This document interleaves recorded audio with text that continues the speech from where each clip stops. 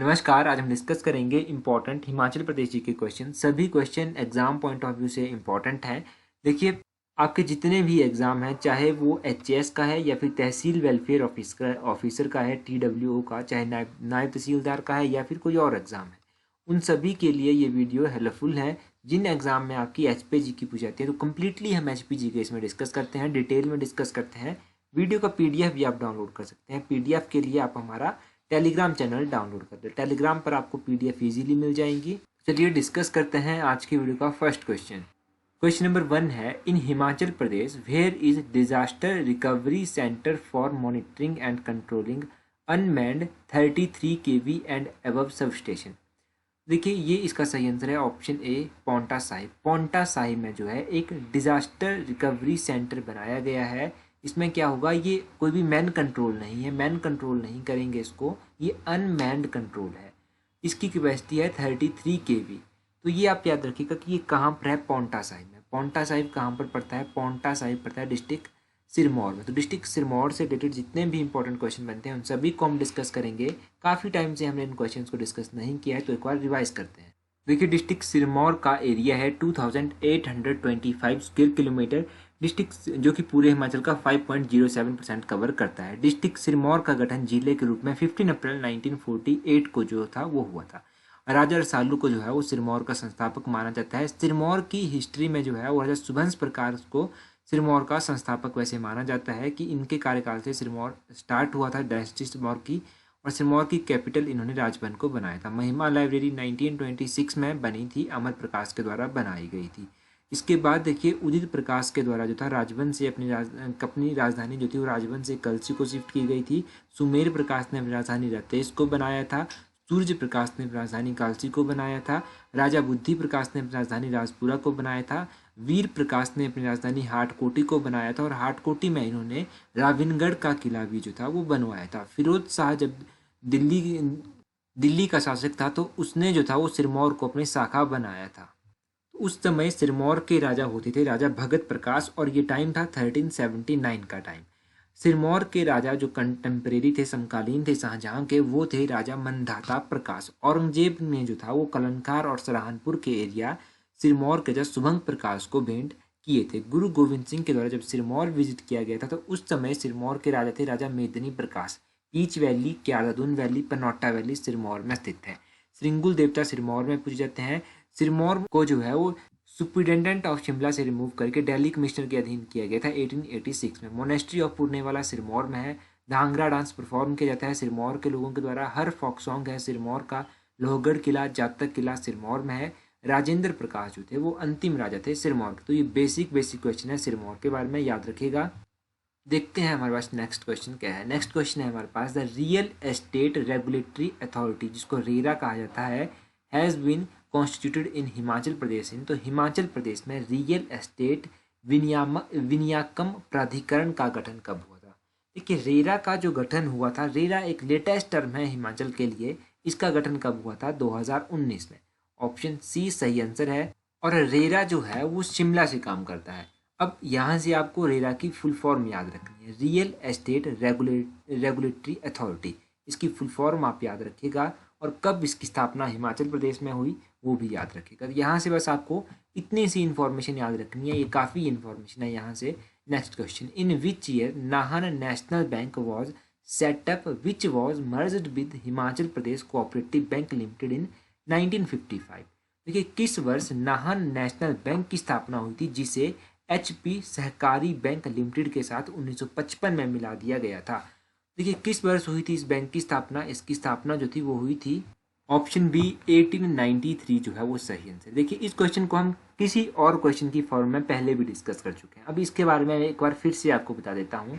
1893 में क्या हुआ, सिरमौर का पहला बैंक नाहन नेशनल बैंक खुल गया था। 1944 में 1944 ईस्वी में बैंक ऑफ सिरमौर इसे कहा जाने लगा, और 1955 में बैंक ऑफ सिरमौर का विलय हिमाचल प्रदेश राज्य सहकारी बैंक के साथ कर दिया गया। ये आप याद रखिएगा। अब यहाँ से मुझे एक बात बता दीजिए कि हिमाचल का ऐसा कौन सा बैंक है जिसकी सबसे ज़्यादा ब्रांचेज हैं हिमाचल में? तो हिमाचल में किस बैंक की सबसे अधिक ब्रांचेज हैं, ये कमेंट करके बता दीजिए। Next question, when was the first popular ministry headed by doctor Y S Parmar in Himachal Pradesh? तो कब डॉक्टर वाई एस परमार के द्वारा पहली एक क्या कहेंगे आप मंत्रिमंडल का गठन किया गया था डॉक्टर वाई एस परमार के द्वारा? देखिए, डॉक्टर वाई एस परमार पहली बार मुख्यमंत्री कब बने थे, सिंपली आप मुझे ये बता दीजिए। तो ये पहली बार 24 मार्च 1952 को जो थे मुख्यमंत्री बने थे। अब यहाँ से आप क्या याद रखेंगे? यहाँ से आप ये याद रखिए कि डॉक्टर वाई एस परमार जो है पहली बार 24 मार्च 1952 को जो थे वो हिमाचल प्रदेश के मुख्यमंत्री बने। 1952 में जो था वो 36 विधानसभा सीटों के लिए चुनाव हुए थे और इसमें से जो था वो कांग्रेस के द्वारा 24 सीटें जो था वो जीती गई थी। तो ये आप याद रखिए। और 1952 में हिमाचल प्रदेश के पहले मुख्य सचिव कौन बने? उनका नाम था KL मेहता। ये बच्चों को याद नहीं रहता है, परंतु याद रखना है कि पहले मुख्य सचिव कौन थे। और हिमाचल प्रदेश विधानसभा जो थी वो उसका पहला सेशन 1952 में हुआ था, परंतु ये सेशन कहाँ पर हुआ था? वाइस रेगल लॉजे में हुआ था, जिसको एडवांस स्टडी भी कहा जाता है प्रेजेंट टाइम में। वहाँ पर पहला सेशन हुआ था। और देखिए, जो प्रेजेंट टाइम में हमारा विधानसभा है उसमें कितनी सीट्स हैं, तो आई होप कि आप लोगों को पता होगा। अगर नहीं पता है तो कुछ एक लोग कमेंट कर दीजिए, बाकी लोग वहाँ से पढ़ लेंगे। कॉमन सा क्वेश्चन है, इसलिए मैं ज़्यादा डिस्कस भी नहीं करूँगा। एक और बात कि देखो, काफ़ी बच्चों के मुझे कमेंट भी आ रहे थे, काफ़ी टाइम से आ रहे थे, अभी नहीं काफ़ी टाइम से आ रहे थे, कि अलाइड सर्विसेज के लिए बताएं कि किस तरह से घर बैठे तैयारी कर सकते हैं। उसके लिए एक अलग से मैं वीडियो बनाऊंगा, जब भी टाइम लगेगा तो डेफिनेटली आप लोगों को गाइड करूंगा। जितना भी मैं बता सकता हूँ उतना बताने की कोशिश करूंगा।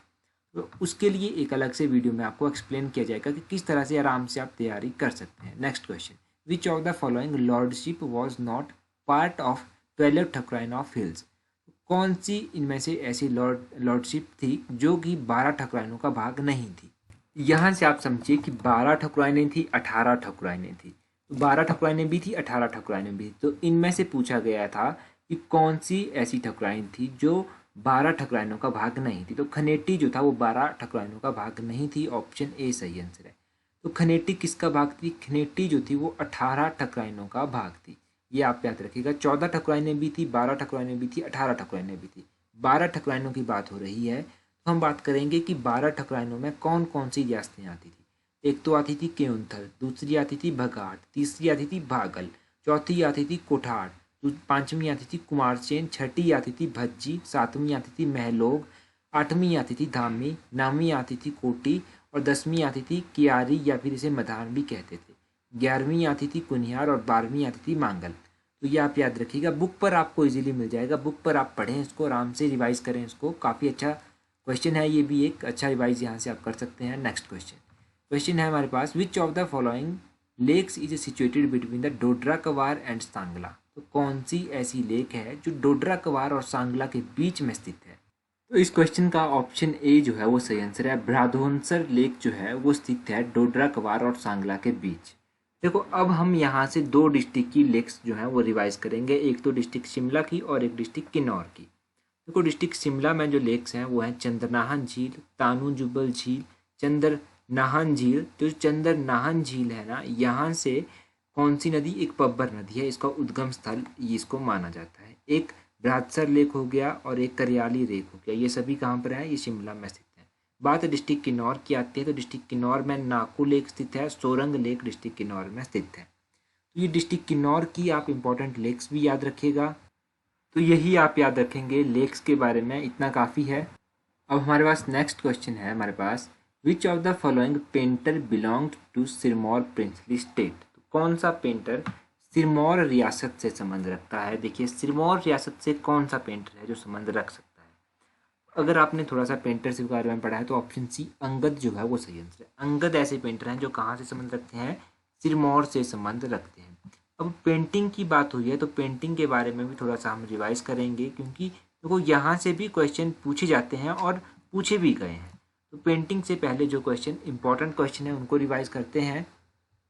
तो पेंटिंग की बात करें तो बसौली शैली जो है उसको सबसे पुराना माना जाता है, या फिर कांगड़ा शैली है। इन दोनों को जो है वो पुराना माना जाता है। कांगड़ा शैली का जन्म जो है वो गुलेर कलम से हुआ है, ये आप याद रखिएगा। और कांगड़ा की जो पेंटिंग्स थी, कांगड़ा की जो शैली थी, उसको सबसे पहले खोजा गया था मेटकॉफ के द्वारा। और कांगड़ा शैली जो है वो सेऊ वंशज की देन है।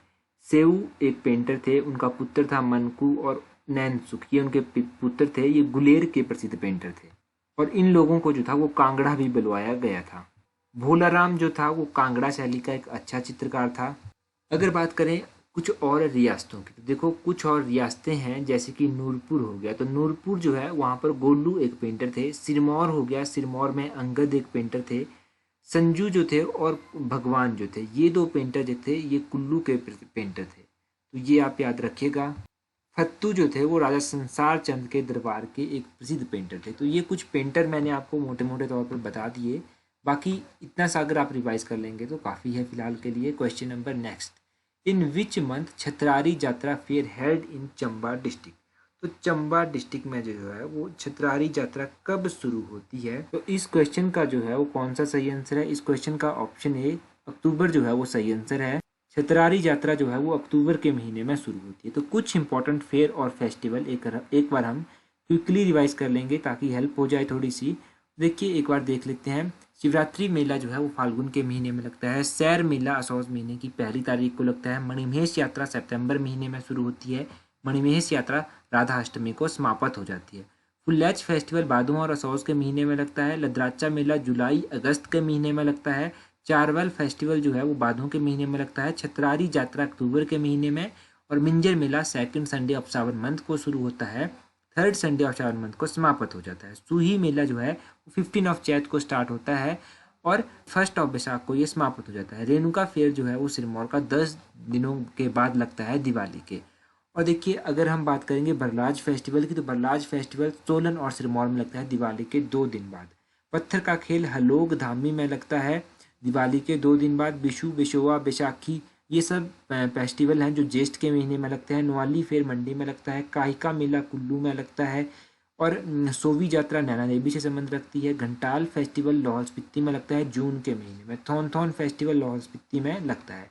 तो ये इंपॉर्टेंट फेयर और फेस्टिवल हैं जो आपको याद रखने हैं। नेक्स्ट क्वेश्चन देखते हैं।